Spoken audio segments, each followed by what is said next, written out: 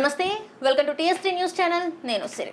గత కొన్ని రోజుల నుంచి చూసుకున్నట్టయితే బండి సాయి భగీరథ్ ఈ పేరు గట్టిగా వినిపిస్తుంది. ఎందుకు వినిపిస్తుందంటే కేంద్ర సహాయక మంత్రి కొడుకు కాబట్టి తను మీద పోక్సో యాక్ట్ మీద కేసు ఫైల్ అయిపోయింది.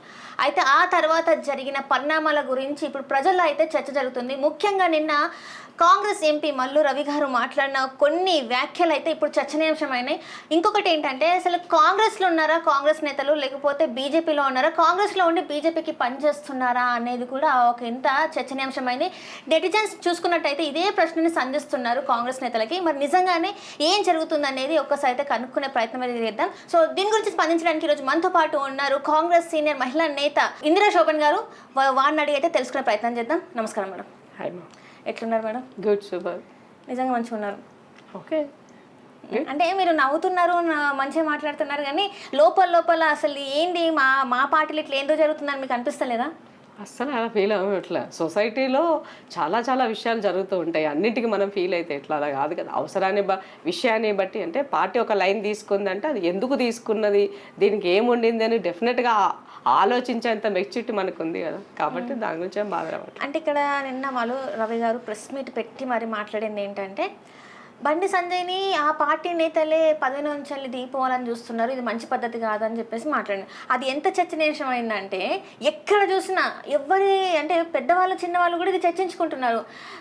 క్రమశిక్షణ కమిటీ మెంబర్ అయ్యి ఉండి పక్క పార్టీల గురించి ఎందుకు, ఈయనకి మనమే చేసుకోవచ్చు కదా ఇక్కడ, ఎందుకంటే ప్రజా సమస్యలు చాలా ఉన్నాయి, దీని గురించి మాట్లాడకుండా ఈ అంశం గురించి ఎందుకు మాట్లాడింది, అసలు బండి సంజయ్ గురించి ఎందుకు మాట్లాడింది అనే ప్రశ్న ఇప్పుడు నెటిజన్స్ నుంచి వస్తున్న ఒక ఏమంటారు మీకు సంధిస్తున్న అంటే కాంగ్రెస్ పార్టీ నేతలకు సంధిస్తున్న ఒక బాణం లాగా అయిపోయింది. మరి దీన్ని ఎట్లా చూడాలి? సో చూసే దృష్టి కోణం బట్టి ఉంటుంది ఏదైనా విషయం. సో బండి సంజయ్ అనేటువంటి వ్యక్తి ఒక ఎలాంటి పొలిటికల్ బ్యాక్గ్రౌండ్ లేకుండా వచ్చినటువంటి వ్యక్తి. సో బేసిక్గా తెలంగాణ రాష్ట్రంలో 10 సంవత్సరాలలో కేసీఆర్ని ఎన్ని రకాలుగా విమర్శించారో యావత్ తెలంగాణ ప్రజలకు తెలుసు. యాజ్ ఎ ప్రెసిడెంట్గా ఆయన అయిన తర్వాత కూడా. సో దానితో పాటుగా ఒక కామన్ మ్యాన్గా ఒక నార్మల్ వ్యక్తి, ఒక కార్పొరేటర్ నుంచి ఒక పార్టీ ప్రెసిడెంట్ వరకు, ఇవాళ హోంశాఖ శాఖ మంత్రి వరకు ఎదిగొచ్చినటువంటి ఒక పీసీ నేత అనేది తన పైన ఉన్నది. సో ఇట్లాంటి విషయాలు అప్పుడు ఆ పార్టీకి సంబంధించిన చాలా మందికి మింగులు పడకపోయి ఉండొచ్చినాము. అలాంటి వాళ్ళు కూడా ఉంటారు, ఉండరనే లేదు, వితిన్ పార్టీలు కూడా చాలా ఉంటాయి. సో అది ఉండొచ్చినాము. ఆ విషయాన్ని మల్లు రవణ ఉటంకించి మాట్లాడి ఉండొచ్చు. అంతేకాని ఇక్కడ ఏదో మేము బీజేపీలను ఒకళ్ళతో పుచ్చుకొని మేము ఏదో సపోర్ట్ చేసినట్టుగా చూడాల్సిన అవసరమూ లేదు. రెండో విషయం ఏంటి అని అంటే కొడుకు చేసినటువంటి తప్పుకు తండ్రిని బలిపశువు చేయడం కోసము రాజీనామా చేయాలా అనేది తను మాట్లాడినటువంటి విషయం మీరు చెప్పిన దాన్ని బట్టి. ఇక్కడ నేనేమంటానంటే సమాజం పట్ల, సమాజ సమస్యల పట్ల ఒక హ్యుమానిటీ గ్రౌండ్లో ఎప్పటికప్పుడు తన గొంతును వినిపిస్తూ తన ధర్మాన్ని నిర్వర్తించినటువంటి వ్యక్తి తనకు తెలియకుండా జరిగినటువంటి తన కొడుకు చేసినటువంటి తప్పుకు తను బలిపశువు చేయడం అన్నది సమంజసమా, కరెక్టా అన్నది మనం కూడా ఒకసారి క్వశ్చన్ వేసుకోవాలి. ఎగ్జాంపుల్ చెప్తాను. ఇందిరా శోభన్ అంటే పని చేస్తుంది, కొట్లాడుతుంది, సమస్యల పట్ల నిలబడుతుంది, అది అవుతుంది. సో రేపే నాకు ఇలాంటి విషయంలో ఏదైనా జరిగింది అనుకోండి, అప్పుడు నా యొక్క క్యారెక్టర్ని, నా యొక్క దానిని మీరు తప్పు పడతారా? Just think about it. నేను చెప్పేదంతే. సో ఇక్కడ జరిగినటువంటి దాంట్లో మేబీ ఆ కంటెస్ట్లోనే మాట్లాడుండొచ్చు. బట్ కానీ ఇక్కడ బండి సంజయ్ తన కొడుకు పారిపోయినాడనే విషయంలో మాత్రము తన తప్పు ఉందని చెప్తానని. ఎందుకు అనంటే తన కొడుకు పారిపోయినా, భయంతో ఉన్నా, ఎక్కడున్నా కూడా తీసుకొచ్చి అప్పచెప్పాల్సినటువంటి బాధ్యత బండి సంజయ్ అన్నది.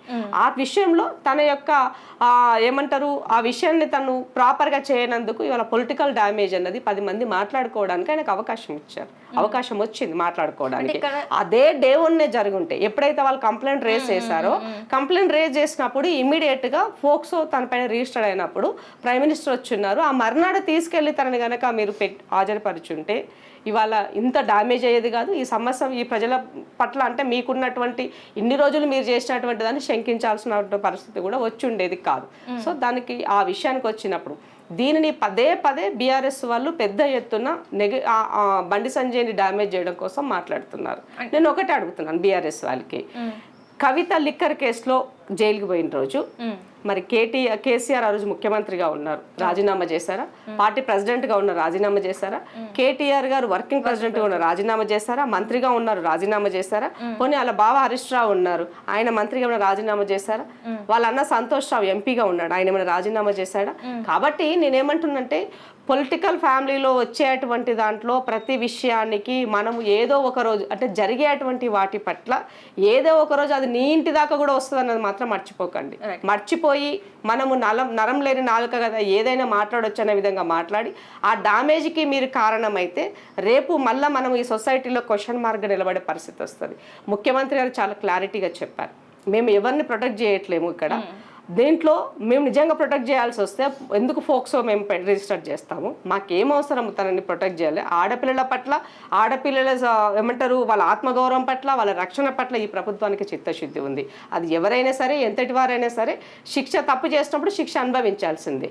కోర్టు కూడా చెప్పింది కదా.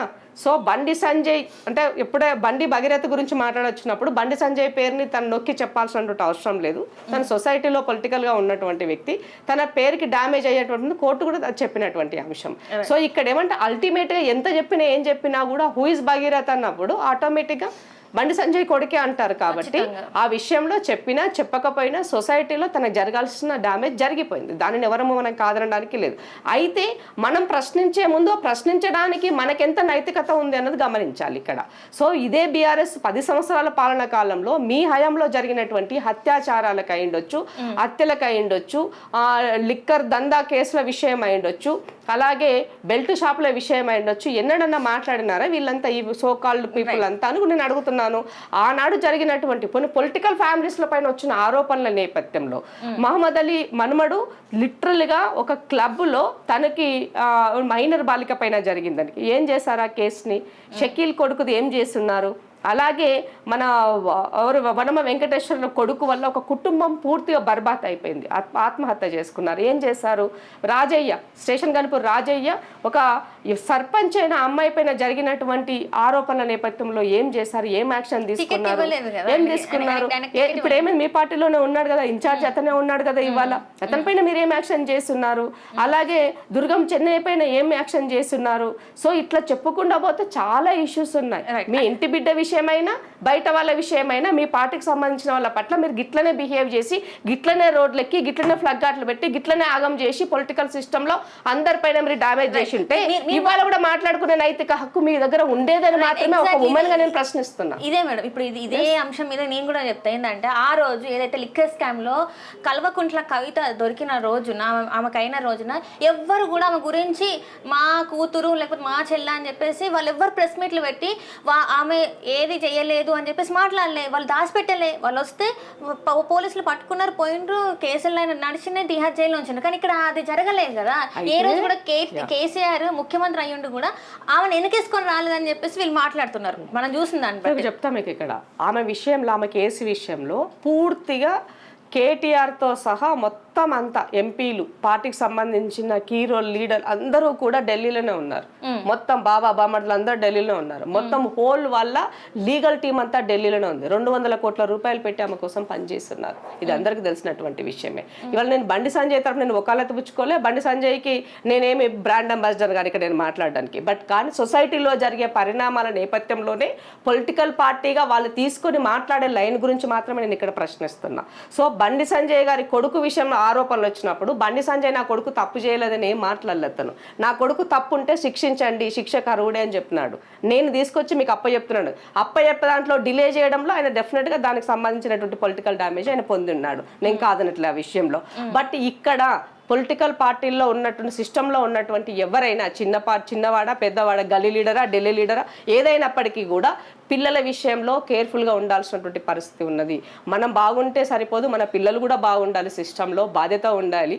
సో అంటారు ఒక క్రమశిక్షణలో ఉండాలి అని ఈ కేసు ద్వారా చాలా మందికి ఒక మెసేజ్ ఇచ్చినట్టుగా మనం అర్థం చేసుకోవాల్సిన అవసరం ఉంది. బట్ ఇక్కడ పొలిటికల్ సిస్టంలో అయినా ప్రభుత్వ పరంగా తీసుకోవాల్సినటువంటి లా అండ్ ఆర్డర్ నేపథ్యంలో చాలా క్లారిటీగా ప్రభుత్వానికి ఒక క్లారిటీ ఉన్నది. ఇది ఎంక్వైరీ నడుస్తున్నది. అతను అరెస్ట్ చేశారు, చెల్లబల్లి జైలుకి వెళ్ళారు. దీనిపైన కూడా మీమ్స్ నడుపుతున్నారు. ఆ పిల్లోడు నిజంగానే వెళ్ళాడా, అతనేనా, వేరే వాడిని తీసుకెళ్ళి అప్పచెప్పారా, ఇవన్నీ నడుస్తున్నాయి. ఎందుకు ఇదంతా? సో ఎప్పుడు సెన్సిటివ్ మ్యాటర్, ఇద్దరు చిన్న పిల్లల జీవితాలు. ఈ జీవితాలను మనము లేనిపోంది మనకు నచ్చింది మాట్లాడుకుంటే రేపు వాళ్ళకి ఏదైనా జరిగితే దానికి బాధ్యత ఎవరు వహిస్తారు? దానికి ఎవరు? వాళ్ళ లైఫ్లోకి ఎవరు?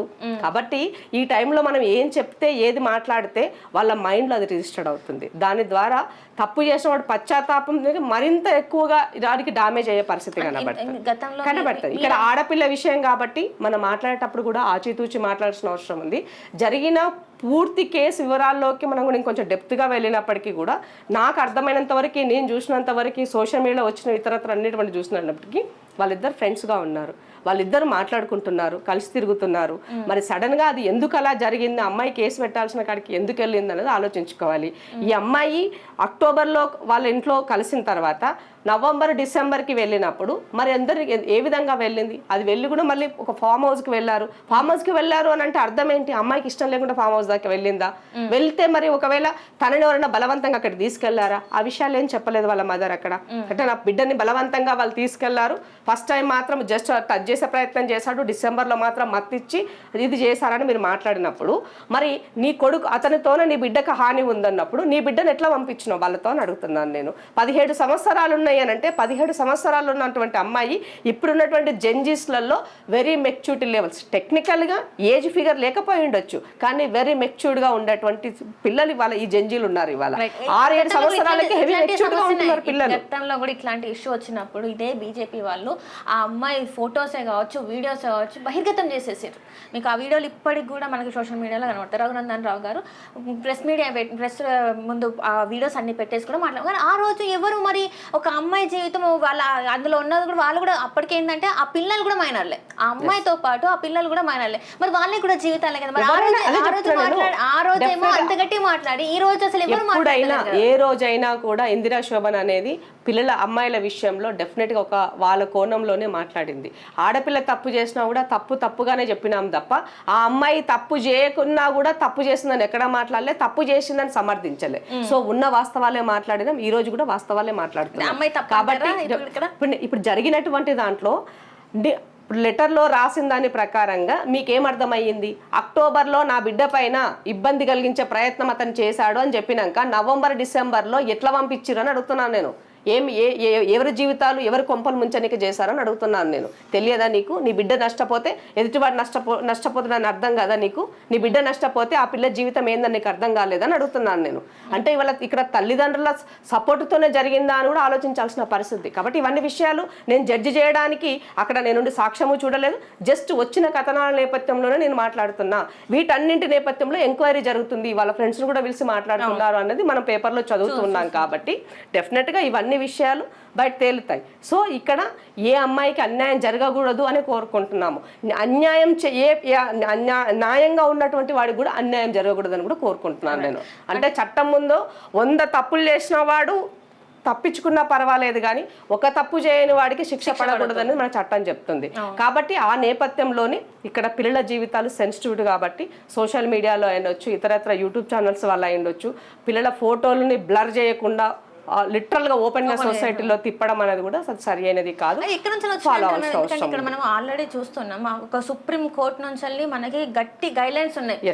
ఇట్లాంటి మైనర్స్ ఎవరైతే ఉన్నారో ఇట్లాంటిది జరిగినప్పుడు, మైనర్సే కాదు అసలు ఇట్లాంటివి జరిగిన వాళ్ళలో ఎవరైతే విక్టిమ్స్ గా ఉంటారో వాళ్ళ ఫొటోస్ ఏవి బయటికి రావద్దు, దీని మీద చాలా కఠిన చర్యలు ఉంటాయని చెప్పేసి అయినా కూడా బేఖాతరుగా మొత్తం వాళ్ళు చేశారు. దాదాపు ఒక 40 ఛానళ్ళ దాకా వాళ్ళ పైన కూడా సుప్రీం కోర్టు అన్నా కూడా వాళ్ళకి అంటే అప్పుడు ఏంటంటే ఆతృత డ్యామేజ్ చేసేలా బండి సంజయ్ కొడుకు దొరికినాడు బస్ అయిపోయింది, కోతి కొబ్బరి చుక్క దొరికింది అనే విధంగా బిహేవ్ చేస్తున్నారు. అందుకే ఒక విషయం ఎవరైనా సరే, కామన్ మ్యాన్ అయినా సెలబ్రిటీ అయినా ఒక విషయం వచ్చినప్పుడు దానిని పూర్వపరాలు పూర్తిగా తెలుసుకున్న తర్వాతనే మీడియా తన కథనాలను మొదలు పెట్టాల్సిన అవసరం ఉంది. జర్నలిస్ట్ అంటే జర్నలిజాన్ని బతికించండి రా బాబు, జర్నలిజం చంపడం కాదనేది సందర్భంగా తెలియజేస్తున్నా. సో జర్నలిజం పేరుతో జర్నలిజం ముసుగుతో మనకి ఏం నచ్చినా అది వేసుకొని నడుపుతామని అంటే మాత్రం అది సరైన సరైనది కాదు. డెఫినెట్గా వాటికి సంబంధించినటువంటి మళ్ళీ కోర్టు వివాదాలు ఎదుర్కోక తప్పదన్నది ఈ సందర్భంగా గుర్తు చేయాల్సిన అవసరం ఉండింది.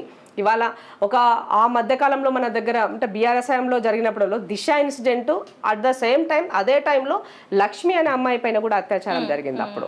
సో దిశ ఇన్సిడెంట్కి వచ్చినంత అవేరు, దిశ ఇన్సిడెంట్కి వచ్చినంత పబ్లిసిటీ, దిశ ఇన్సిడెంట్ పైన ఉన్నటువంటి సింపతి అనేది లక్ష్మి విషయంలో రాలేదు. ఎందుకు రాలేదంటే ఇక్కడ 2 కోణాలు ఉన్నాయి.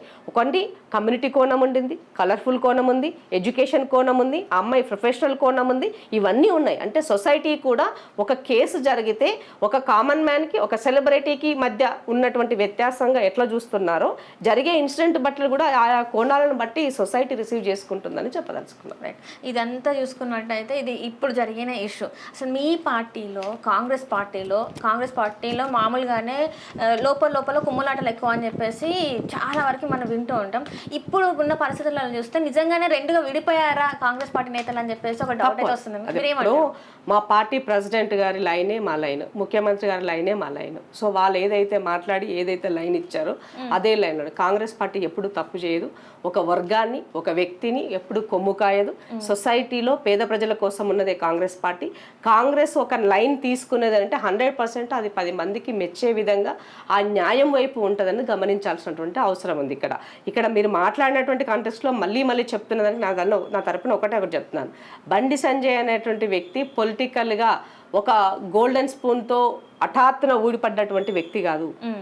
ఎంతో కష్టపడి మెట్టు ఇటుక పేర్చి ఈ స్థాయికి వచ్చినటువంటి వ్యక్తి తన కొడుకు చేసిన తప్పుకు ఒక్కసారిగా తనని డ్యామేజ్ చేసి వదిలేసి ఈ సొసైటీలో తను తలదించుకునే విధంగా ఉండేదానిని ఒక వ్యక్తిగా యాజ్ ఎ పొలిటీషియన్గా జరిగేటువంటి దాన్ని నేను కూడా దానిని పూర్తిగా తన కొడుకు చేసిన తప్పు ఆయనది బాధ్యత ఉన్నది, ఆయనకు తెలిసే జరిగింది, అతను చేశాడు అన్నది నేను కూడా నమ్మను, దాన్ని దేవుని కొట్టిపారేస్తాను. రైట్. అంటే ఇప్పుడు కాంగ్రెస్ నేతలు ఏంటంటే మొత్తం అంటే ప్రజల సమస్యల గురించి మర్చిపోయి అంటే దీని మీద పడిన అనుకోవాలి. ఎందుకంటే చాలా సమస్యలు ఉన్నాయి. గతంలో చూసుకున్నట్టయితే మీరు ఇచ్చిన హామీలే కావచ్చు, అందులో ఏవైతే ఉన్నాయో వాటన్నిటి గురించి రైతులు అవుతున్నారు, లేకపోతే ఫీ రియంబర్స్మెంట్ గురించే కావచ్చు, లేకపోతే విద్య వైద్యం ఏదైతే ఉంది వీటన్నిటి గురించి ఇవన్నీ పక్కకి వెళ్ళిపోయినాయేమో అనిపిస్తుంది. మరి మీరేమనుకున్నారు? అది ఎక్కడ లేదమ్మా. ప్రభుత్వము పాలనా పరంగా తన పాలసీ మేకింగ్లో ఇచ్చినటువంటి వాటి పట్ల అవి కొనసాగుతుంది.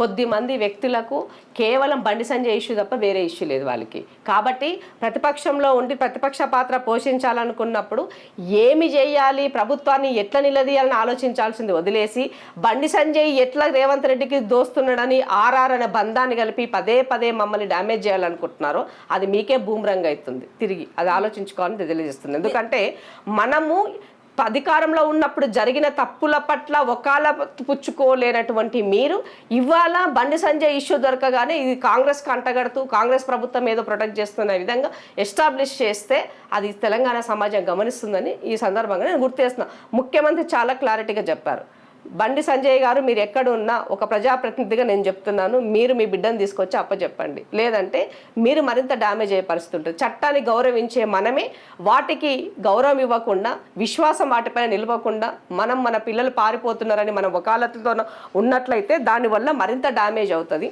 కామన్ మ్యాన్కి మనం కాన్ఫిడెన్స్ ఇవ్వలేని పరిస్థితిలో ఉంటామని చెప్పారు. కాబట్టి ఆ ఉన్న సందర్భంలో జరిగినటువంటి దాంట్లో అతను తీసుకొచ్చి తన బిడ్డను తనకి పోలీసులకు అప్పచెప్పేసి వెళ్ళినటువంటిది మనం చూస్తున్నాం. కాబట్టి ఇక్కడ ప్రతి ఇంట్లోకి కుమ్మరిపోయి ఉంటుంది, ప్రతి ఇంట్లో సమస్యలు ఉంటాయి, ప్రతి ఇంటికి ఏదో రకమైన పంచాయతీలు ఉన్నాయి. అన్ని పంచాయతీలను తెచ్చి మనం మన ఇంట్లో బజార్లో పెట్టుకుని అయితే తిరగలేం కదా. కాబట్టి ఆలోచించుకోవాల్సిన అవసరం ఉంది. ఫ్యామిలీలో జరిగిన 6 గ్యారెంటీలు అంటే ఇప్పుడు నేను బండి సంజయ్ గురించి మాట్లాడితే భగీరథ్ గురించి మాట్లాడలేదు, కేవలం కాంగ్రెస్ ఇచ్చిన 6 గ్యారెంటీల గురించి మాట్లాడుతున్నా. 6 గ్యారెంటీలు అన్ని మొత్తం అయిపోయినాయా? చెప్పండి, మీకు ఏది కావాలి, ఏం చేయాలో చెప్పండి. మహాలక్ష్మి స్కీము, ఒక ఫ్రీ అదే మహాలక్ష్మి ఫ్రీ బస్సులో నేను చెప్తాను మీకు. మహాలక్ష్మి ఫ్రీ బస్సులో ఇప్పటి వరకు ఆర్టీసీకి ప్రభుత్వం తరపు నుంచి 10,000 కోట్ల రూపాయలు కార్పొరేషన్కి వెళ్ళినాయి. అంటే ఇది బెనిఫిట్ చేసినట్టే కదా. ఆడబిడ్డలు గాజులు అమ్ముకునేటోళ్ళు, పూలు అమ్ముకునేటోళ్ళు, బట్టలు అమ్ముకునేటోళ్ళు, పండ్లు అమ్ముకునేటోళ్ళు, ఇతరత్ర చిన్న బిజినెస్లు చేసుకునేటోళ్ళు వాళ్ళ ట్రాన్స్పోర్టు ఎక్కి దిగడానికి అయ్యేటువంటి ఖర్చులో మినిమం 1000 నుంచి 2,000 రూపాయలు వాళ్ళు సేవ్ చేసుకుంటున్నారు నెలకు. దీనివల్ల వాళ్ళకి డైరెక్ట్గా ఇండైరెక్ట్గా బెనిఫిట్ జరిగింది. ఎవరో కొద్దిమంది వాంటెడ్గా ఫ్రీ బస్సును కూడా ఎకిలిగా చేస్తూ నెగ్లెక్ట్ చేస్తూ దాని గురించి చిల్లరగా మాట్లాడుకునే వాళ్ళ గురించి నేను మాట్లాడాల్సిన అవసరం లేదు. బట్ అల్టిమేట్గా బెనిఫిట్ పొందిన వాళ్ళ గురించి దృష్టిలో మాత్రం దీన్ని కన్సిడర్ చేయాల్సిన అవసరం ఉంది. రెండో విషయం, సిలిండర్స్ 200 రూపాయల సిలిండర్స్ అనేది ఇవాళ దాదాపు 64 లక్షల మందికి ఈ సిలిండర్స్కి ఫ్రీ సిలిండర్స్ అనేది 5 సిలిండర్లు పర్ ఇయర్కి అనే దానికి ఆ స్కీమ్ అమలు అవుతున్నది. 200 యూనిట్లు అనేది 200 యూనిట్ల కరెంటు యూనిట్ అనేది ఇవాళ అది కూడా అమలు అవుతున్నటువంటిది. మీరు వెళ్ళి అడగండి, మేము లబ్ధిదారుల లిస్టు తీసుకోండి, ఆర్టీఐ రాయండి, దొరుకుతుంది కదా మీకు. లబ్ధిదారులు ఎంతమంది, ఇంతమందికి లబ్ధిదారులు అయ్యారు, ఈ స్కీమ్ ఎప్పుడు అమలు అవుతుందో మీరు అడిగితే ఇన్ఫర్మేషన్ వచ్చేస్తుంది కదా మీకు. నేను చెప్తే అబద్ధం అవుతుంది, మీరు వాస్తవాలు తీసుకొని చూడండి, అర్థమవుతుంది కదా. మూడో విషయం ఏమంటారు, రైతులకి సంబంధించినటువంటి దాంట్లో ఇవాళ వరి ఏదైనా మీరు వరి వేస్తే ఉరి అన్నారు, బట్ ఇలా వరికి నేను పండిస్తూ సన్నొడ్లు పండించాలని దానికి మద్దతు ధర ఇస్తున్నా 500 రూపాయలు. ఇది నా క్రెడిటే కదా, నడుస్తుంది. ఇది 100%. ఇప్పుడు ఇంతమంది ఎట్లా రైతులు చచ్చిపోతున్నారు. నేనేం మీకు ఇప్పుడే మేము ముందు పెడతా. ఇప్పుడు కళ్ళాలల్లా ఒడ్లు కొనుగోలు జరుగుతుంది. ఇప్పుడు జరుగుతుందని మీరు అంటున్నారా? చాలా మంది అది జరగట్లేదు అని చెప్పేసి వాళ్ళు రోజులు అక్కడ గడుపుతున్నారు. మొత్తం ఎన్నిసార్లు అధికారులకు చెప్పినా కూడా వాళ్ళు నిర్లక్ష్యం చేస్తున్నారు అని చెప్పేసి అక్కడ ప్రాణాలు కూడా పోతున్నాయి. నేను ఏమంటున్నంటే ఏమంటారు, గతంలో కూడా గత బీఆర్ఎస్ గవర్నమెంట్లో కూడా చాలా సందర్భాలలో వరి విషయంలో జరిగినటువంటి వాటి పట్ల చాలా ఆరోపణలు ఉన్నాయి. చాలా విషయాల పట్ల వాళ్ళు ఏమంటారు కొనుగోలు చేసినాక కూడా డబ్బు లేనటువంటి పరిస్థితులు ఉన్నాయి. మిల్లర్లకు దాసోహంగా పనిచేసినటువంటి చరిత్ర గత ప్రభుత్వాన్ని.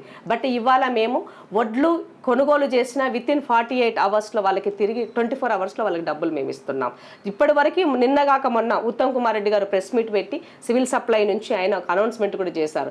ఐకేపీల నుంచి ఎంత కొనుగోలు చేశాం, ఎవరి వైపు నుంచి ఎంత కొనుగోలు చేశాం. ఇప్పటికి దాదాపు 3000 మొన్నటి వరకు ఇచ్చిన రికార్డు ప్రకారంగా 3600 కోట్ల రూపాయలు కూడా ఇవాళ వాటికి బిల్లులు కూడా చెల్లించిన మేము అని చెప్పేసి కూడా చెప్పడం జరిగింది. సో మీకు కావాల్సిన ఎవిడెన్స్ కావాలంటే నేను మీకు ఇప్పుడే ఒక్కటే సెకండ్లో అది కూడా మీకు నేను ఇస్తాను.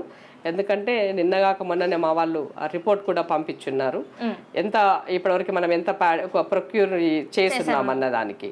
సో కాబట్టి మేము చాలా చిత్తశుద్ధిగా ప్రభుత్వాన్ని ఎక్కడా కూడా ప్రజలు మాకు ఇచ్చినటువంటి మ్యాండేటరీని దీనిని మైనస్ చేయకుండా ఉన్నటువంటి ఇచ్చినటువంటి అవకాశాన్ని అందిపుచ్చుకొని రైతులకి ఇచ్చేటువంటి బోనస్ అయినా రైతులకు ఇచ్చినటువంటి ఏమంటారు 1,00,000 కోట్ల రూపాయలు మేము వచ్చినప్పటి నుండి ఇప్పటి వరకు రైతు కేవలం అగ్రికల్చర్కి మేము ఖర్చు పెట్టినాం 1,00,000 కోట్ల రూపాయలు. కానీ అదే రైతులు ఏంటంటే కనీసం గన్ని బ్యాగులు ఇవ్వట్లేదు, టర్పలిన్ గన్ని బ్యాగుల గురించి అయినా సుతిలిపోసల గురించి అయినా వీటి గురించి అయినా సెంట్రల్ గవర్నమెంట్ ఏమని అంటే మేము గన్నిస్తలేమా, సుతిలిస్తలేమా, సూదిస్తలేమా అని మాట్లాడుతున్నారు బీజేపీ వాళ్ళు. అడగండి ఈ ప్రశ్న, ఇవి ఎందుకు కొరత పెడుతున్నారు, మీరు ఎందుకు అందుబాటులోకి విలువలేకపోతారు అడగండి వాళ్ళకి. సో ఇవాళ మా దగ్గర ఉన్నటువంటి ఫెసిలిటీ వెసులుబాటుని బట్టి కొనుగోలుకి కావాల్సినటువంటి వెహికల్ని అరేంజ్ చేస్తూ ధాన్యం తడిచినా కూడా ధాన్యం కొనుగోలు చేయాలి అని చెప్పేసి ఇవాళ మేము తిరుగుతున్నటువంటి మంత్రి గారు కూడా ఓపెన్గా చెప్పారు. ఏమంటారు ధాన్యం తడిచినా కూడా మీరు కొనుగోలు చేయండి అని చెప్పినారు. అట్లాగే అన్ఎంప్లాయ్మెంట్కి సంబంధించి దాదాపు ఇప్పటి వరకు మేము 74,000 మంది ఎంప్లాయ్మెంట్ రిక్రూట్మెంట్ చేసి ఇచ్చినాం. ఆల్రెడీ వాళ్ళు ఉద్యోగాలు చేస్తున్నటువంటి వాళ్ళు ఇంకా ఓపెన్లో ఒక ఓన్లీ హెల్త్ డిపార్ట్మెంట్లో దాదాపు 14,000 ఉద్యోగాలు ఒక ఓన్లీ హెల్త్ డిపార్ట్మెంట్లోనే వచ్చాయి వివిధ రంగాలకు సంబంధించి.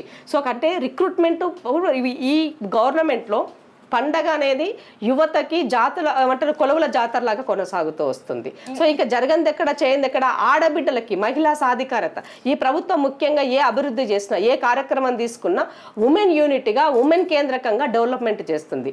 మహిళా సంఘాలు 64 లక్షల మహిళా సంఘాల సభ్యులు ఉంటే ఈ రోజు వాళ్ళని బ్రహ్మాండంగా బ్రహ్మరథం పడుతున్నాం. ప్రతి ఒక్కరికి కూడా ఒక స్కూల్ యూనిఫామ్ కుట్టించాలన్నా, హాస్టల్లో భోజనాలు మిడ్ మీల్స్ పెట్టాలన్నా, లేదా ఎక్కడైనా క్యాంటీన్స్ పెట్టాలన్నా ప్రభుత్వం తరపున ఏ స్కీమ్ వచ్చినా కూడా ఫస్ట్ దానిని మహిళా సంఘాలకు ఇవ్వమని చెప్తున్నాం.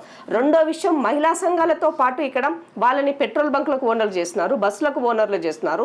ఇవాళ ఎక్కడన్నా వాళ్ళు తయారు చేసుకున్నటువంటి చిన్న చిన్న ప్రోడక్ట్స్ వెదర్ బుట్టలు అయ్యుండొచ్చు, పచ్చళ్ళు అయ్యుండొచ్చు, ఇతరత్ర వాళ్ళ యొక్క కుటీర పరిశ్రమల ద్వారా తయారు చేసిన వస్తువులకి శిల్పారామంలో నడి ఒడ్డున ఒక కాస్ట్లీ ఏరియాలో ఇవాళ మనం దాన్ని మార్కెటింగ్ స్పాట్ చేసాము. వాళ్ళకి ఆ మార్కెటింగ్ స్టాల్స్ క్రియేట్ చేసి ఇచ్చినాము. వాళ్ళ ప్రోడక్ట్స్ అక్కడ పెట్టి అమ్ముకుంటున్నారు.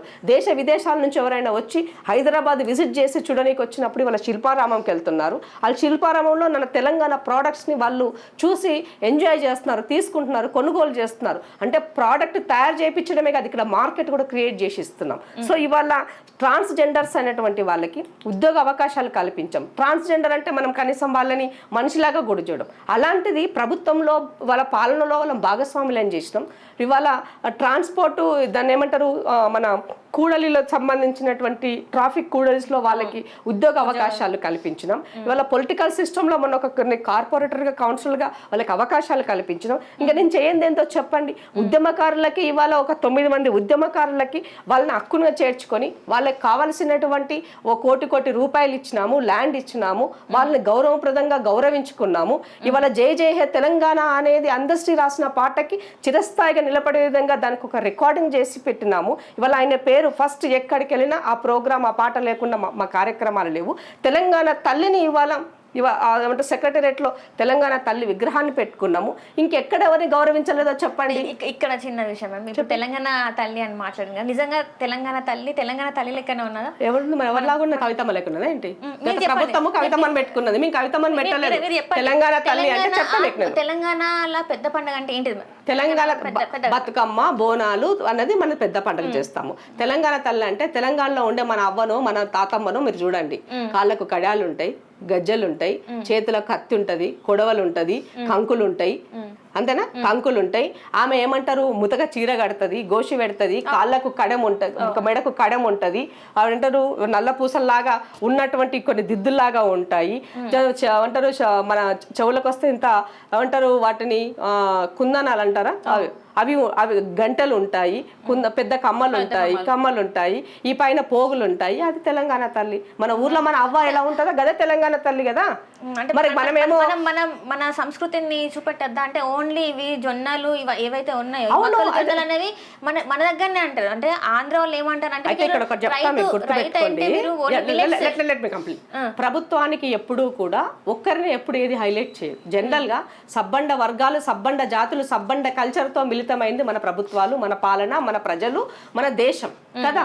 సో ఒకరిని ఫెస్టివల్ ని మనం రిప్రజెంట్ చేసినప్పుడు ఇంకొక నలుగురిని మనం ఇక్కడ ఇబ్బందికి చేసినట్టు. కాబట్టి మనకు అందరూ సమానమే. దీన్ని మీరు వక్రీకరించాల్సిన అవసరం లేదు. నువ్వు చెప్తేనే నా బతుకమ్మ పండుగ నేను జరుపుకోవట్లే, నువ్వు చెప్తేనే నేను ఇవాళ నా యొక్క కల్చర్ నేను ఇంప్లిమెంట్ చేయట్లే.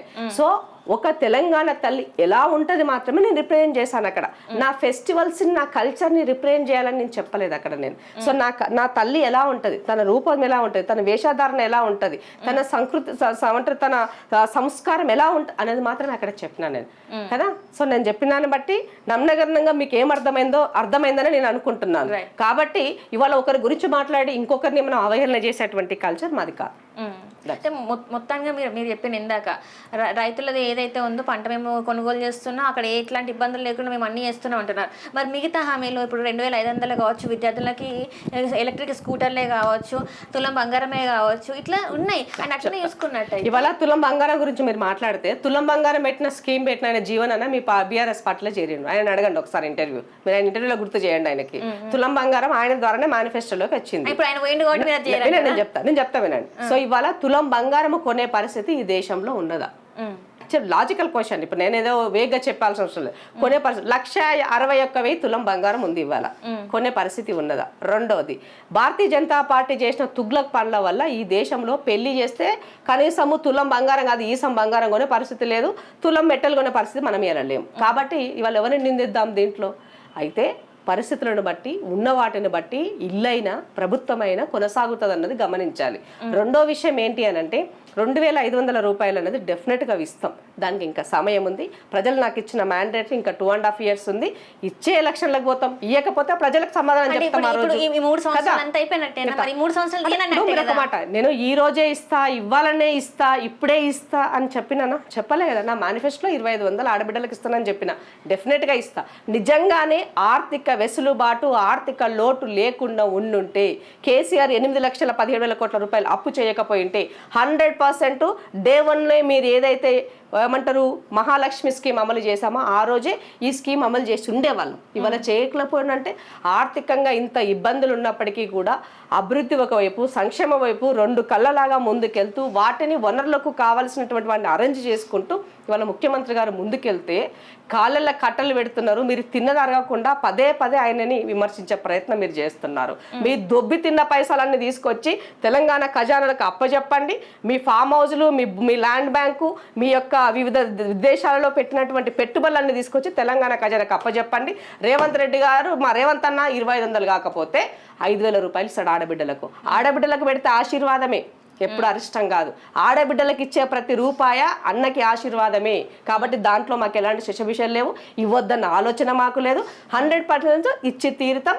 ఇచ్చినాకనే ప్రజలకి ఎలక్షన్ల ముందుకెళ్తాం. ఇయ్యలేకపోతే అప్పటికి ప్రజలకి ఏం చెప్పుకోవాలా అన్నది మా దగ్గర కూడా మాకంటూ కొన్ని ఉన్నాయి. డెఫినెట్గా చేస్తాం. బట్ ఇచ్చిన మాట కాంగ్రెస్ పార్టీ ఎప్పుడు నిలబెట్టుకుంటుంది.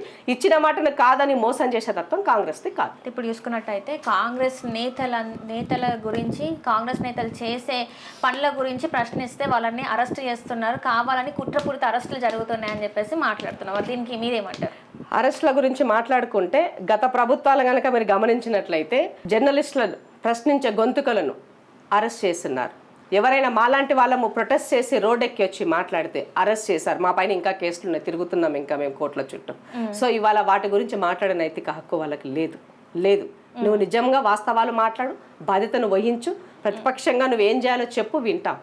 కానీ ప్రతిపక్ష నాయకుడే ఫామ్ హౌస్కు పరిమితం అయిపోయి పదే పదే బిల్లా రంగాల లెక్క బామర్దులు మా పైన రాజకీయ దాడి చేసే విధంగా మాట్లాడితే భరించాల్సిన అవసరము మాకు లేదు.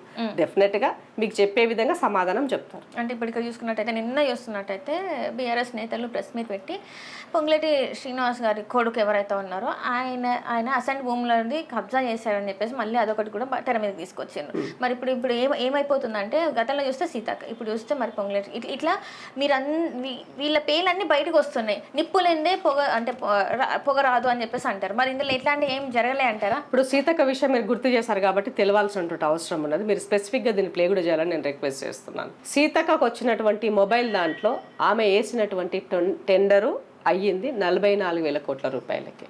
మీరు చెప్పింది ఎంత? 54 కోట్ల రూపాయలు. స్కామ్ ఎంత? 30 కోట్లు అని చెప్పినారు. 44 కోట్లకేసి 30 కోట్ల టెండర్ స్కామ్ అయిందంటే నమ్ముతారా మీరు? జస్ట్ లాజికల్ మీరు ఆలోచించండి. నేను చెప్పేది బట్టగాల్చి మీదేసి బురద జల్లుతున్నా నువ్వు అడుక్కోమంటే ఊరుకోము, తోడుకలు తీస్తాం, తోముతాం. గుర్తుపెట్టుకోండి, ఎవరైతే ఆరోపణలు చేస్తున్నారో ఆడి కూడా తెలుసు. గత ప్రభుత్వంలో మీరు ఉన్నప్పుడు టెండర్లు వేసినటువంటి వ్యక్తే ఈ టెండర్ కూడా వేశాడు.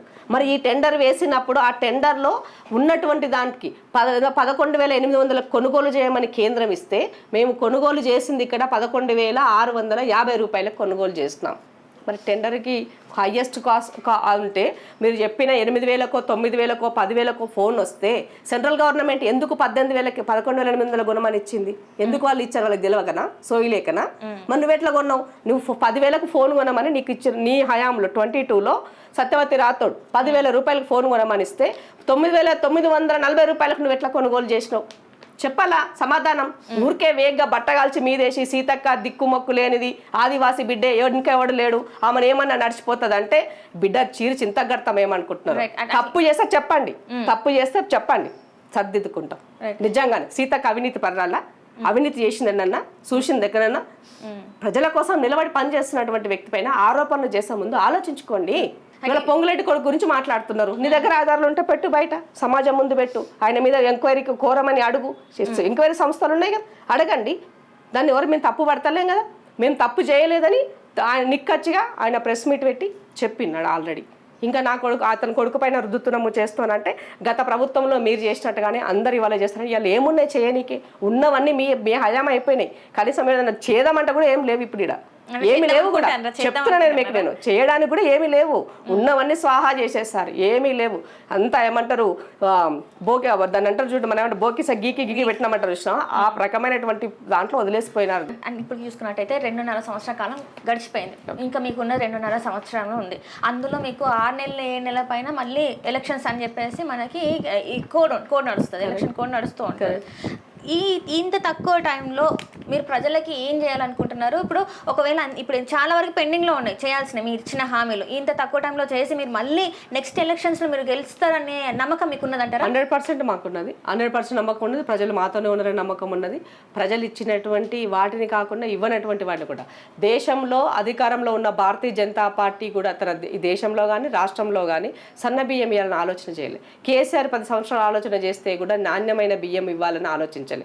ఇవాళ నేను క్వాలిటీ బియ్యం ఇస్తున్నా, బ్రహ్మాండంగా వండుకొని తింటున్నారు. ఆ బియ్యం ఇస్తే సరిపోతుందా? చెప్తున్నా, తింటున్నారు. నేను మాత్రమే తింటే సరిపోదు కదా, నా ప్రజలు కూడా సంతోషంగా తినాల్సిన అవసరం ఉంది. వాళ్ళకు కావాల్సిన రేషన్ అయినా కొత్త రేషన్ కార్డులు ఇచ్చిన, మీరు పోనీ బీఆర్ఎస్ఎల్ రేషన్ కార్డులు ఇచ్చారా? నేను కొత్త రేషన్ కార్డ్స్ ఇచ్చిన, కొత్త పింఛన్ను రేపు 2వ తారీఖు నాడు 2 లక్షల రేషన్ కార్డులని కొత్తగా పింఛన్స్ ఇవ్వడానికి సిద్ధం రెడీ చేసిన.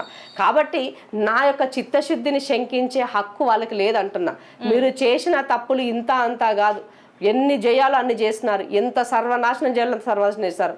10 సంవత్సరాలలో తెలంగాణని 100 సంవత్సరాల విధ్వంసాన్ని సృష్టించిన ఏకైక నాయకుడిగా కేసీఆర్ ఇవాళ ఈ హిస్టరీలో ఉన్నాడు. చరిత్రహీనులు తెలంగాణ తెచ్చిందని ఎంత నిజమో, తెలంగాణ ఆగం చేసినది కూడా గంతే నిజం. కాబట్టి తెలంగాణ సమాజం కర్రుగాల్చి వాత పెట్టి ఫామ్ హౌస్కు పరిమితం చేసింది. ఈ రోజు వరకు కూడా ఈ సమాజాన్ని ఇంకా కూడా ఇప్పటికీ ఓటర్లనే బ్లేమ్ చేస్తున్నారు. ఓటర్ని బ్లేమ్ చేస్తున్నారు. వాళ్ళకి ఎందుకు ఓటేసారని తిడుతున్నారు తప్ప నాకు ఓటేయకపోవడానికి కారణం ఏంది, రీజన్ ఏందని వాళ్ళు ఇంకా రియలైజ్ అవుతలేరు. చెప్పుకునే ప్రయత్నం కూడా వాళ్ళు చేయట్లేరు.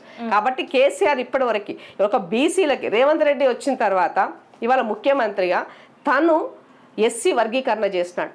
బీసీలకి సబ్ కోటా ఇవ్వాలి అని బీసీలకు కావాల్సిన రిజర్వేషన్లకు సంబంధించి బిల్లు తయారు చేసి కేంద్రానికి పంపినారు. ఇవాళ మీరు చేశారా ఇలాంటి విషయాలు? చెయ్యలే. బీసీలకు సంబంధించి మొన్ననే చూస్తారు కదా, మొత్తం ఎంతమంది దాదాపు 17 కార్పొరేషన్లు వాళ్ళకి దాదాపుగా కుల సంఘాలకు సంబంధించిన కార్పొరేషన్లు చేసి వాళ్ళకి పదవులు ఇచ్చారు. సో ఏ వర్గానికి ఏ కులానికి వాళ్ళ యొక్క జీవన విధానాల పట్ల వాళ్ళకు ఉన్నటువంటి అవగాహన పట్ల వాళ్ళకి మనం ఏం చేయగలుగుతాం అన్న దానికి ఒక శాఖను డెవలప్ చేసి వాళ్ళ ఏర్పాటు చేసి ఇచ్చారు. మరి ఇంకేం కావాలండి? ఒక ముఖ్యమంత్రిగా తనకున్నది, ముఖ్యమంత్రికైనా కామన్ గా 24 గంటలే, కానీ ముఖ్యమంత్రి వాళ్ళ 18-19 గంటలు పనిచేస్తున్నాడు. పనిచేస్తున్నటువంటి వ్యక్తి మనం సహకరించాల్సింది పోయి పదే రాళ్ళు రప్పలు విసరడం వల్ల ఏమొస్తుంది అంటున్నాను నేను. ఇవాళ దేశాన్ని వికసిత్ భారత్ తీసుకెళ్ళని మోదీ చెప్తుంటే నరేంద్ర మోదీ గారి దాని లైన్లో ఇవాళ 2047కి వచ్చేసరికి నేను వికసిత్ భారత్ వరకు తీసుకెళ్లడం కోసము నేను రైజింగ్ తెలంగాణలో నేను భాగస్వామిని అయినా మీరు మాకు నిధులు ఇవ్వండి అని అడుగుతున్నారు ముఖ్యమంత్రి గారు. ఒక మనిషిగా, ఒక కామన్ మ్యాన్గా ఇవాళ ఎలాంటి పొలిటికల్ బ్యాక్గ్రౌండ్ లేకుండా రేవంత్ రెడ్డి గారు ఒక ముఖ్యమంత్రి అయితే ఎందుకు అంత అక్కస్తున్నది మీకు? ఎందుకు ఓడ్చుకోలేకపోతున్నారు? ఇంటిగ్రేటెడ్ స్కూల్ చేయాలనే ఆలోచన మీకు వచ్చిందా? KG to PG అని మీరు చెప్పినారు, కానీ ఇవాళ ముఖ్యమంత్రి గారు ఇంటిగ్రేటెడ్ స్కూల్స్ని అంటే స్కూల్ నుంచి PG వరకు ఒకే దగ్గరలో అందరూ ఒకే దగ్గర చదువుకునే విధంగా, కులాల పేరుగా వర్గాల పేరుగా పిల్లల స్కూల్స్ ఉండకూడదు. స్కూలింగ్లోనే వాళ్ళకి ఏమంటారు కులరహిత ఉండాలి, కుల విభేదాలు అనేది రాకూడదు అని ఒక మంచి ఇంటెన్షన్ తోటి అందరిని ఒకే వైపుకు తీసుకెళ్తూ ఒక మంచి ఇన్నోవేటివ్ కార్యక్రమాన్ని చేస్తున్నారు. ఒక స్పోర్ట్స్ యూనివర్సిటీ, ఒక స్కిల్డ్ యూనివర్సిటీ, ఎడ్యుకేషన్ పాలసీలో మార్పులు, ఎడ్యుకేషన్కి ఒక కమిషన్ ఏర్పాటు చేశారు, అగ్రికల్చర్కి ఒక కమిషన్ ఏర్పాటు చేశారు. చెయ్యండి ఏంటో చెప్పండి నాకు, ఇంకా ఏం చేయాలో సలహాలు ఇవ్వండి. కానీ ఇక్కడ చూసుకున్నట్టయితే మనం చూసుకున్నట్టు ధర్మపురి అరవింద్ గారు కొన్ని మాటలు మాట్లాడారు. ఏదైతే ఈ మీటింగ్ జరిగిన తర్వాత రేవంత్ రెడ్డికి మాతో పనిచేయాలని అంత ఆశ ఉన్నట్టున్నది అని చెప్పేసి ఆయన ప్రెస్ మీట్లోనే అందరి ముందే మాట్లాడారు. మరి ఇప్పుడు ఏదో ఒకటి లేకపోతే ఆయన ఎందుకట్లా ఎందుకంటే ప్రధాని గారు మాట్లాడినరు మేరే సాత్ జోడా అని చెప్పేసి మాట్లాడినరు. మరి దీన్ని ఎట్లా తీసుకోవాలంటారు? ఈ మాటలను ఎట్లా తీసుకోవాలి? అధికార వేదిక పైన ప్రధానమంత్రి ముఖ్యమంత్రిని ఉద్దేశించి మాట్లాడితే దాన్ని పాలనా పరంగా అధికారంలో భాగంగా చూడాలి తప్ప పొలిటికల్ స్టేట్మెంట్ కాదన్నది గమనించాలి. అలా ఆలోచించకుండా వక్రంగా ఆలోచిస్తారంటే వాళ్ళ బుద్ధి వక్ర బుద్ధి అన్నది అర్థమవుతుంది. వాళ్ళ వక్ర బుద్ధి అని అర్థమవుతుంది. అక్కడ ఏమంటున్నా ధర్మపురి ఆ మాట మాట్లాడినంటే రేవంత్ రెడ్డి గారి పైన బురద జల్లని ఒక ఆలోచన అయ్యి ఉండాలా. లేదు అని అనుకుంటే ధర్మపురి అరవింద్ అలా పార్టీలో వాడు దేక్తలేడు, పట్టించుకుంటలేడు ఈ మధ్య. కాబట్టి ఇలాంటి కాంట్రవర్సీ స్టేట్మెంట్లు చేస్తే కనీసం నన్ను పిలిచి మాట్లాడతారేమో అని చేసి ఉండాలి. కాబట్టి బుర్రలేని సన్యాసి లెక్క, చదువురాని సన్యాసి లెక్క ఆయన ఫేక్ సర్టిఫికేట్లు అని అందరికి ఆల్రెడీ తెలుసు ఈ రాష్ట్రంలో అందరికీ. మరి ఆ సర్టిఫికేట్ల జ్ఞానం ఎలాగో రాదు కదా, సంతక సంస్కారం కూడా దొబ్బినట్టుంది ఆయనకి. గుండున్నది తప్ప ఆ గుండులో ఆలోచించే గుజ్జు లేనట్టు కనబడుతుంది నాకు ఆ గుండు పైన కదా. డెఫినెట్లీ కదా, why not no no no no ఇది నేనేం లేని ఆరోపణలు చేయట్లే, ఉన్నదే చెప్తున్నాను ఆయనకి నేను. నువ్వు ఆలోచించు, your MP legislative, your MP అయినప్పుడు నీ ఆలోచన విధానం ఏముండాలి? మీ నాయన కాంగ్రెస్ పార్టీ, ఇలా నీ ఆస్తులు నీవన్నీ పెరిగినాయి అంటే కారణం ఎవరి నుంచి వచ్చినాయి? కాంగ్రెస్ పార్టీ నుంచే కదా. పదవులు వచ్చినాయి, ఆస్తులు వచ్చినాయి. నువ్వు కాంగ్రెస్ పార్టీలో నువ్వు బీజేపీ ఎంచుకొని పోయినావు కదా. ఎందుకు పోయినావు? నేనేమంటే నువ్వు ఎందుకు పోయినావు బీజేపీలోకి? బీజేపీకి నీకు ఏమని తీసుకున్నారు? దేనికోసం తీసుకున్నారు? డిఎస్ కొడుకని తీసుకున్నారా? లేకపోతే ఏమంటారు ఈయన చాలా అగ్రెసివ్గా కొట్లాడతాడు, ఈయన పెద్ద పేరున్నది, ఉద్యమాలు చేశాడు, ప్రజానాయకుడు అని చెప్పేసి ఆయన అరవింద్ గారిని తీసుకున్నారా పార్టీలో? ఆలోచించు. తండ్రి పేరు చెప్పుకొని తండ్రి చాటున రాజకీయాలు చేసింది అరవింద్ గారు. ఇవాళ ఇండిపెండెంట్ గా జడ్పీటీసీగా గెలిచి ముఖ్యమంత్రి స్థాయికి వెలిగింది రేవంత్ అన్న. నీకు నాకు పోలికేంటి? నక్కకు నాగలోకానికి ఉన్నంత పోలిక ఉంటుంది కదా. అది ఏమైందో ఆయన ఇట్లా చిల్లరగా మాట్లాడలేదు కదా. ఈయన చిల్లర మాటలు మాట్లాడుతున్నాడు కాబట్టి ఆయన చిల్లరగా సమాధానం చెప్తున్నాను నేను, అదే చెప్తున్నా. సో పొలిటికల్ సిస్టంలో నీవు ఆలోచించే, నువ్వు చెప్పే విధానాన్ని బట్టి ఉంటుంది. ఇవాళ చౌకబారుగా నీ మాటకు విలువే లేదు. నువ్వు మాట్లాడేటువంటి మాటలకి చౌకబారు స్టేట్మెంట్లు చేస్తారా ఎవరైనా? ఆ రకంగా మాట్లాడతారా? ముఖ్యమంత్రిని పట్టుకొని చెప్తారా ఎవరైనా? అడుగుతున్నాను నేను. సో ఆయనకి ముఖ్యమంత్రి ఎట్లా ఇచ్చినారు? ఆయన ఇంకో దగ్గరికి పోతాడు, మా మంత్రులను పట్టుకొని ఆయన కార్యకర్తలు మాట్లాడినట్టు మాట్లాడుతున్నాడు ఆయన. ఇదాన్ని సంస్కారం? మీ నాయన సంస్కారం అది ఉండేనా? కాదు కదా. మీ నాయన చనిపోయినా కాంగ్రెస్ కండో కప్పుకొని చనిపోవాలని చెప్పేసి అనుకున్నటువంటి వ్యక్తి. కాంగ్రెస్ పార్టీ పైన, కాంగ్రెస్ పార్టీ ముఖ్యమంత్రి పైన ఇష్టమైనట్టుగా అవాకి చౌకలు వెళ్తే ఊరుకుంటామా? ఏంది మేము? చెప్పండి, ఊరుకుంటామా? అంటే పార్టీ రేవంత్ రెడ్డి గారికి లేనటువంటి క్యాపబిలిటీ ఏందో చెప్పు. పీసీ ప్రెసిడెంట్ గా ప్రూవ్ చేసుకున్నాడు, వర్కింగ్ ప్రెసిడెంట్ గా పాదయాత్ర చేసి ప్రూవ్ చేసుకున్నాడు, పీసీసీ ప్రెసిడెంట్ అయినాడు, పీసీసీ ప్రెసిడెంట్ గా మరింత పాదయాత్రలు చేస్తున్నాడు, మరింత ఉద్యమాలు చేస్తున్నాడు, మీటింగులు పెట్టినాడు, మరింత ఖర్చులు పెట్టినాడు, ముఖ్యమంత్రి అయినాడు. ఇవాళ ఆయనకు లేనటువంటిది ఎంతో చెప్పు. నీకు ఏది దేంట్లో చెప్పాలి? అహంకారం ఎందుకు మీకు అంతా? దేనికి మీకు అహంకారం? అంటే ఈయన గవర్నమెంట్ వల్ల చదువుకొని వచ్చినాడు కాబట్టి మీకు లోకువైనాడా? మీరు కాన్వెంట్లో చదివినారంటే మీ ఆయన ఏముంటే కాన్వెంట్లో చదివినావు అంతే కదా అర్థము. అంటే 4 ముక్కలు ఇంగ్లీష్ మాట్లాడితే మీ దృష్టిలో పెద్ద తోపు లీడర్లా? చెప్పండి. రేవంత్ రెడ్డి దగ్గర లేనిదేంది ఇవ్వాలని అడుగుతున్నాను. యాజ్ అ ముఖ్యమంత్రిగా అయినా, ఒక లీడర్గా అయినా, ఒక పార్టీ ప్రెసిడెంట్గా అయినా ఆయన ప్రూవ్ చేసుకున్నాడు కాబట్టి ఇవాళ ఆయన పదవుల్లో ఉన్నాడు. ప్రజలకు ఇచ్చిన కమిట్మెంట్, ఒక లక్ష్యంతో పనిచేస్తున్నాడు. అహర్నిశలు మీరు ఎన్ని ఇబ్బందులు పెట్టినా బీజేపీ కేంద్రం నుంచి అయినా ఆయన కమిట్మెంట్గా పనిచేస్తున్నాడు. So that is Revanth Reddy. As a పొలిటీషియన్గా ప్రజల కోసము నువ్వు పనిచేయనీకి వచ్చినప్పుడు నీ ధర్మాన్ని నిర్వర్తించు. అది వదిలేసి నువ్వు అడ్డంకిగా మారితే అడ్డంగా తొలగిస్తారనేది గుర్తుపెట్టుకోవాలి. Right madam, thank you so much madam. మీ విలువైన సమయాన్ని మా కోసం కేటాయించిన ధన్యవాదాలు మేడం.